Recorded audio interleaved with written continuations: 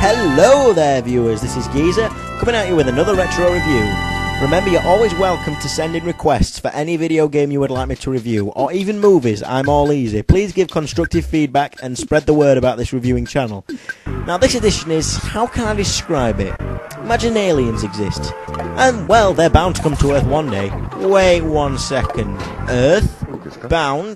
EarthBound? Once again, amazing line there, God I'm witty. Anywho's, EarthBound is a fantastic hidden cult classic turn-based RPG for the SNES. It really is a fantastic game, and deserved more critical acclaim than it actually received.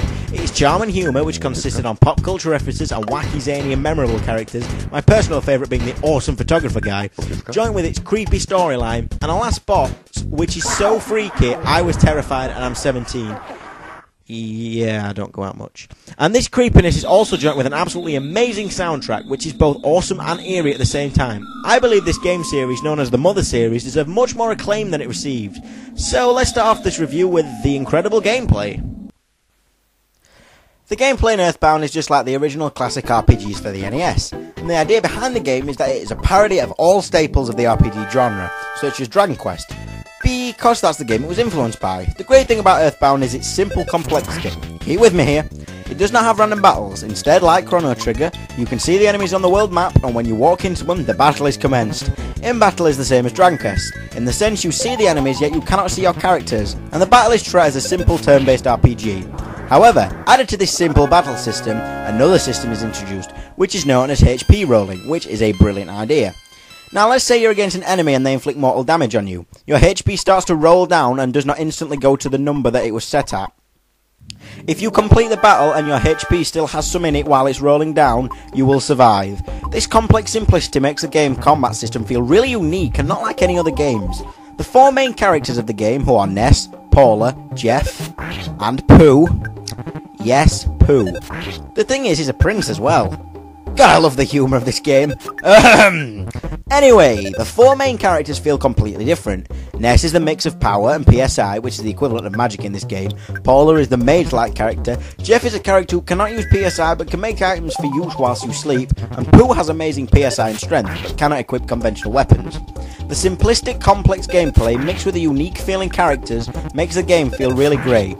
The focus of the game, which is established on, is that Ness is one of the four chosen warriors who has to stop the grey alien known as Gygas, who is introduced at the beginning of the game. And you have to do this by finding the other characters and eventually taking on Gygas himself. Well, that's the gameplay, but let's look at a new part of my reviews. Let's get to a bit of history behind the game. Well, it's time for your favourite part and mine. Let's look at the history of the games. EarthBound is actually part of a series of games called the Mother series. This game is actually known as Mother 2 in Japan. Yet because the original Mother was never released in North America or Europe, the name was changed for its release to EarthBound. The original Mother game followed the story of Ness's father, as it is said it is his father, who is called Ninten, and his journey to stop the grey alien Gyg, which is actually the same Gygas from EarthBound, as he wants to invade the planet as an Earthling stole a great secret from the aliens. As you can see, these games have very similar backstories, yet it was never released outside of Japan. Nintendo of America had translated and originally planned to release Mother in North America, under the title EarthBound. The localization was completed in 1990, but marketing pushed the release back into the fall of 1991, and it was eventually put on indefinite hold, thanks to the release of the Super Nintendo. On January the 15th, 1998, the fan translation group Demiforce found a beta cartridge of the game on the internet, and organised an effort to collect enough money to buy the game. The project was a success, and soon after, the game was dumped into a ROM and circulated around the internet. As the unmodified game did not work properly on emulators at that time, Demiforce released modified versions of EarthBound with the copy protection disabled and appended 0 onto the title to retroactively discern it from its sequel. Since Demiforce had built its reputation on releasing its English translations out of the blue, some fans debated whether the cartridge had been translated by Nintendo or by Demiforce itself. The Mother series has never really been released in North America. Only EarthBound was released, which is Mother 2 of course, but it did not sell commercially well compared to Japan. Yet years later it did become a cult classic in America thanks to its pop culture references. Mother 3, the last in the Mother series, was released for the GBA. Yeah, it was never released outside of Japan, but thanks to the cult following, a fan-made translation of the game was released in 2008. Mother 1 Plus 2 was actually released for the Game Boy Advance as well, but was again not released in North America or Europe. Yet Nintendo Power stated that this game was the most wanted import game in 2005. So yeah, the history behind EarthBound and the Mother series is actually pretty confusing.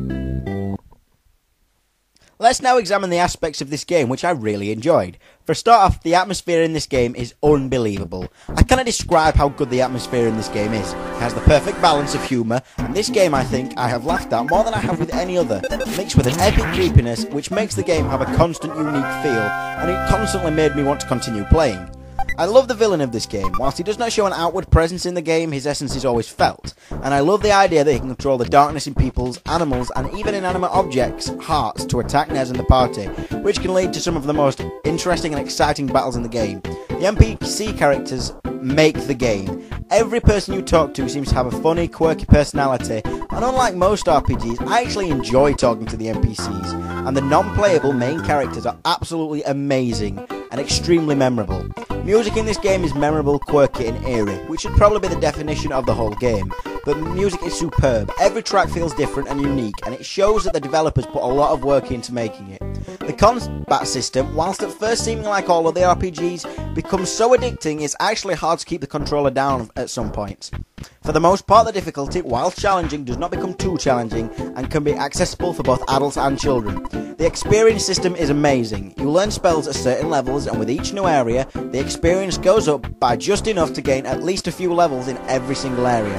Now, whilst most reviewers have heavily criticised the graphics, I enjoyed them. They were appealing and the battle backgrounds were amazing, and they really were eye-catching in battle. And my absolute favourite aspect of the game, if you are a certain level higher than the enemy and you go against them, you win automatically without having to do the battle, which is perfect for grinding, and it should have been implemented in every other RPG since.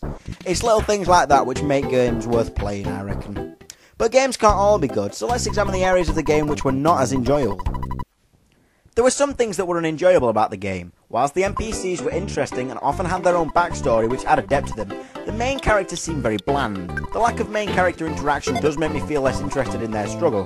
I wish they had been given some more interaction between each other, and even though their backstories are often quite interesting, when they join our party they don't ever communicate, which severely hampers their personality, which was a bit of a disappointment in my opinion. However, the interesting nature of the enemy, non-playable main characters and NPCs more than makes up for this small problem I have with the narrative. There aren't any other problems I have with the game. The graphics are quite primitive, yet I think they serve the purpose well.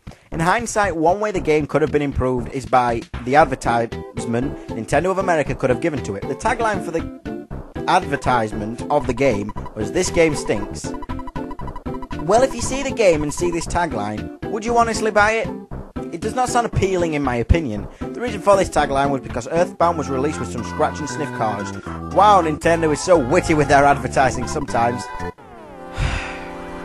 The last thing I want to comment on is the fact that there are often massive difficulty spikes which can really make the game difficult rather suddenly, which can often leave me frustrated. But apart from that, this game really left an impression on me. I enjoyed it immensely and was intrigued as well as creeped out throughout the game, and this made me want to try out other games in the Mother series. All in all, EarthBound is a spectacular game for the SNES, which impressed me immensely. I really hope the creators of the game will one day update the whole of the Mother series onto the DS or the newest portable console, or the Wii's Virtual Console in fact. The gameplay, music, atmosphere, characters, story and NPCs and more makes this an absolute recommendation of a game for anyone who enjoys RPGs. This is one of my favourite games of all time and I sincerely recommend you to play this game. I give EarthBound for the SNES a 9.8 out of 10.